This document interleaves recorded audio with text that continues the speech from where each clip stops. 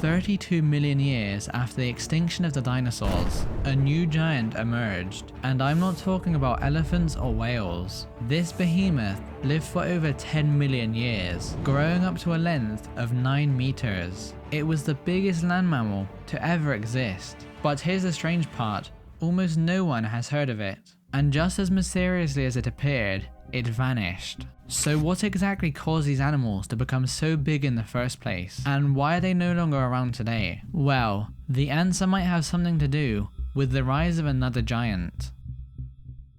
The story begins almost 200 years ago in 1846. In a remote corner of central Pakistan, something strange was uncovered. Deep beneath layers of sand and rock were the remains of a prehistoric beast. At first, no one knew what they were dealing with, but as bones piled up, a picture started to form. This was no ordinary animal. The fossils clearly came from an animal that was truly enormous. But what kind of animal could have left behind such huge bones? These remains were not from a relative of elephants. Instead, they hinted at it being a Paraceratherium, a group of mammals containing the horses, tapirs, and rhinos, who are more commonly known as the odd-toed ungulates. The creature these fossils belonged to was given the name Paraceratherium, but these early discoveries were just the beginning. Over the 20th century, fossils were uncovered across both Europe and Asia.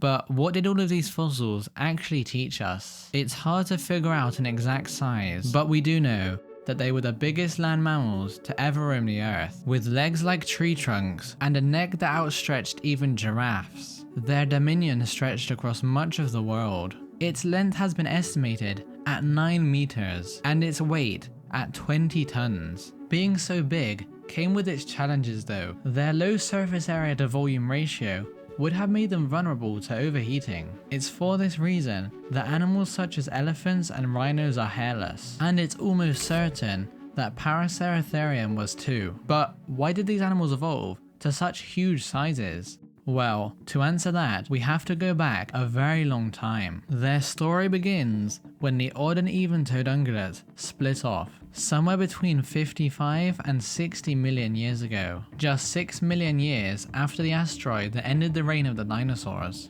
With dinosaurs no longer dominating terrestrial ecosystems, early mammals had a never-before-seen opportunity, and they quickly evolved to fill ecological niches that were previously inaccessible. The early odd-toed ungulates were in a very good position.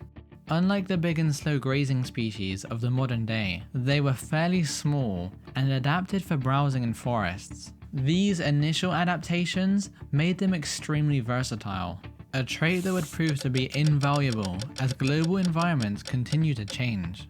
To explain why these animals evolved from their smaller ancestors into giants like Paraceratherium, we have to go back to the Eocene epoch, approximately 45 million years ago, when the Earth looked like this. The Earth was going through the warmest stage since the Cretaceous period, with average global temperatures at 27 degrees Celsius. It was so warm that even crocodilians lived in the Arctic Circle. Unfortunately for these Arctic inhabitants, the heat didn't last forever. As the Eocene epoch came to a close, global temperatures began to plunge rapidly, and the Earth entered the Oligocene. The rapid cooling froze the poles, dropping sea levels by over 100 meters, in turn reducing rainfall, turning the dense tropical rainforest that had once covered much of the world into grasslands and deserts. A process that would become a very significant force in shaping mammalian evolution. But it wasn't just the climate that was changing. The very fabric of the Earth was on the move. In the southern hemisphere, South America and Australia broke away from a then forested Antarctica. Tectonic movements were transforming Eurasia and Africa. As the Arabian Plate broke off from Africa, the Red Sea opened up. And at the same time, the African continent was moving further north. This northward movement of Africa would eventually put Paraceratherium on the brink of extinction, and we'll get to that shortly. The falling sea levels exposed new land bridges between Europe and Asia, allowing animals to disperse between the two landmasses. As you'd expect, the cooling of the Earth favored warm-blooded animals such as mammals and birds. Rabbits and rodents in particular greatly benefited from the expansion of open habitats. The spread of grasslands also led to the emergence of large herbivores unseen since the dinosaurs, although they didn't start out so big. One of the orthodont ungulates to take advantage of the new ecosystems were the hyracoodonts, commonly known as the running rhinos. Although hyracoodonts had already been around for 48 million years, they only became more widespread with the aridification of the planet. Unlike the early rhino ancestors, the hyracoodonts had a larger body mass, allowing them to survive on tougher vegetation, travel longer distances for food, and deter predation from the increasingly large carnivores at the time. As time went on, they became more and more suited for speed and endurance in open habitats. But the hyracoodonts were still a world away from the giants that were soon to come. Within the rhinoceros branch, a gradual trend of gigantism began to emerge. In these cold and arid environments, only the largest survived.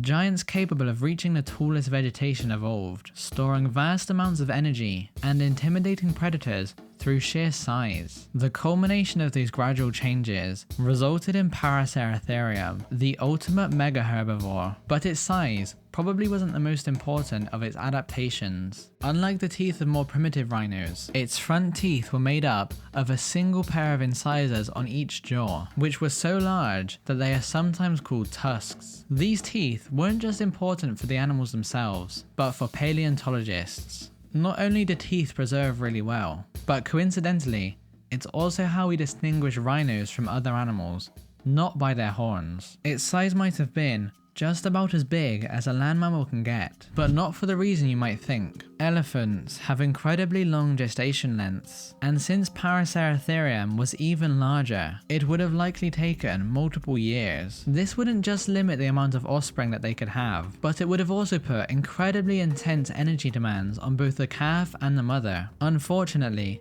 these giants are no longer around today. The last of their kind died out 23 million years ago, and we don't really know why. Historically, their long gestation period was blamed. The culprit?